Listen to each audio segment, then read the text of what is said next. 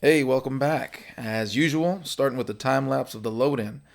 So we're pulling everything out of the CRV as usual, building up the cart, and then we're building up some of the equipment such as the Tilta gimbal on the ring, the DJI gimbal on the Tilta ring, as well as the monitor, transmission systems, cameras, all that good stuff.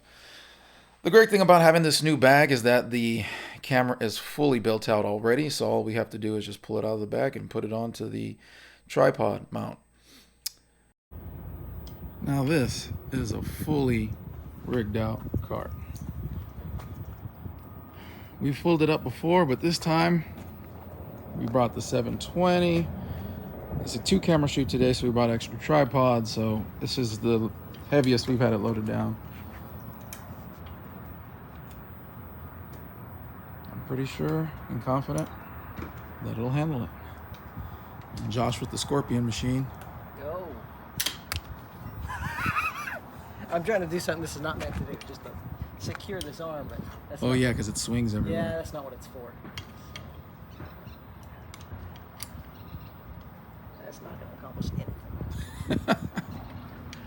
Well, So we are setting up here for the interview, but the plan is to go as we got here for load in. We're loading into the building. We're dropping all the stuff off at the interview station, and we're beginning to set up. But the plan is to go straight into B-roll. So that was what we had on the agenda for recording for the day. So we were going to go straight into B-roll, but hey, we loaded in a little bit early. So what we decided to do was go straight to the interview section, the interview location, and start, dropping things off, getting things ready so that once we finish with the B-roll, we can come straight into dialing in our lighting and then immediately go into interviews. So here we are. I'm setting up the 720D light. One of my favorite lights. The fact that when we got this light, we were just so jazzed when we got it in, turned it on, and just pumped it on because it has more light than a 600D or X. And because it has so much output, it's just so super versatile.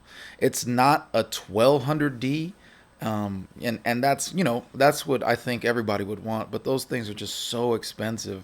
Then you're talking about the new 2400s. Those are outrageously expensive. So, in my opinion, it's the best of both worlds for power and the fact that it's budget friendly. Setting up this 720B. It's one of our favorite pieces of equipment. 720D, not B.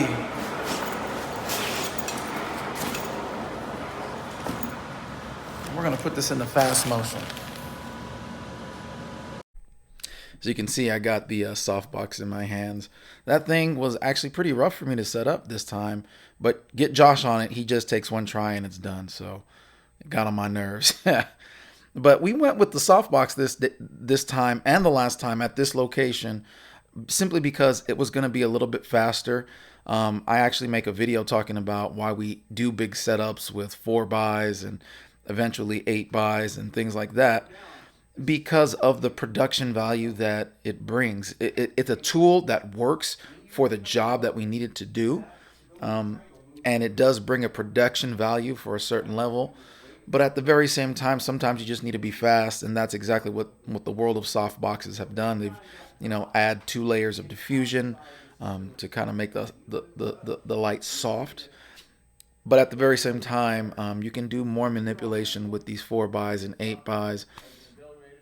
And if you haven't seen any of that kind of stuff, go take a look at the guy I gave a shout out to in my last vlog, which is Peter Mokri. He's doing all of these things. He's got soft boxes, he has 8 buys, he has 4 buys, he's doing it all.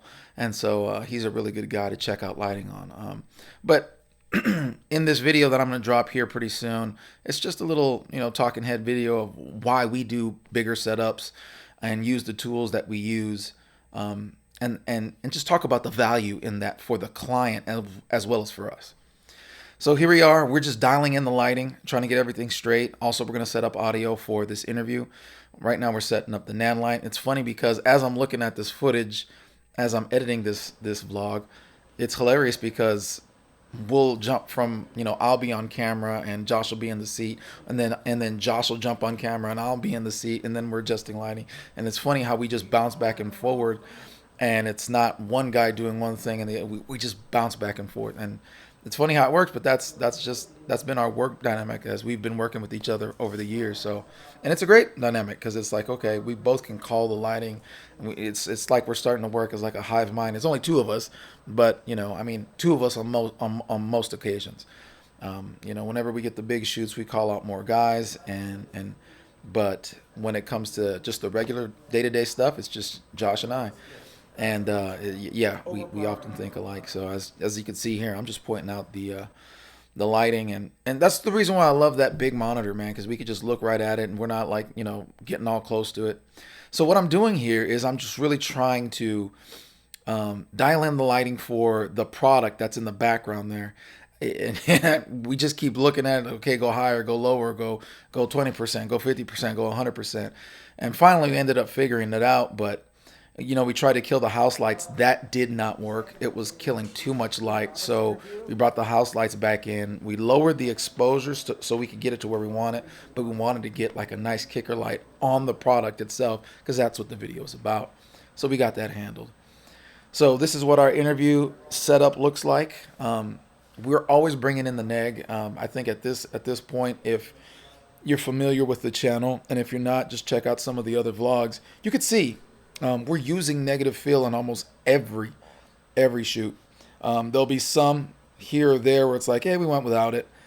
Sometimes we can put them in close proximity to like a dark wall, and that naturally does it. But we always use nowadays we're always using negative fill because it really helps to add that contrast, which adds depth to their face, and it just is much more of a pleasing image.